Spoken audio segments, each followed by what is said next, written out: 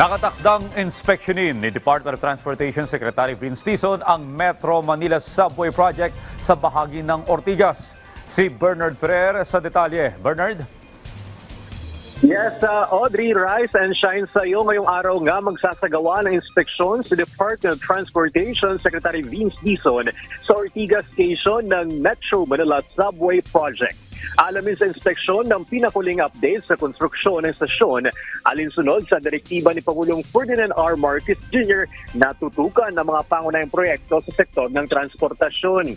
Sa pinakuling impormasyon, umabot na sa 281.74 meters ang inusad ng tunnel boring machine o TBM mula sa launching shaft at narating na nito ang hangganan ng Camp Aguinaldo at Barangay White Plains.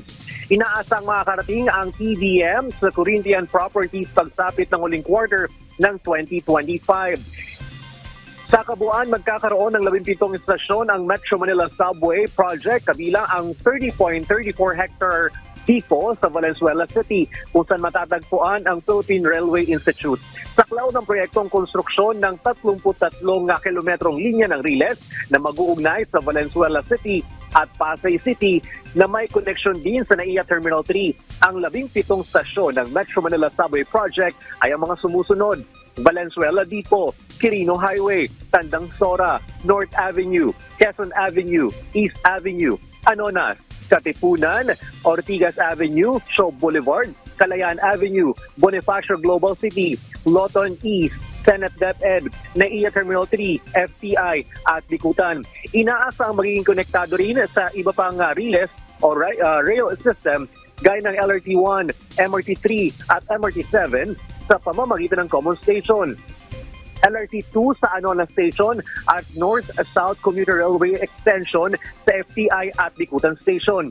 Inulunsad ang unang tunnel boring machine na may code name na CP103 mula Camp Aguinaldo Station patungong Ortigas Station na dumaan sa ilalim ng Barangay White Plains, Corinthian Properties at Meralco Compound. Umaasa si Pangulong Marcos Jr. na magiging partially operational ang Metro Manila Subway Project pagdating ng taong 2028. Audrey?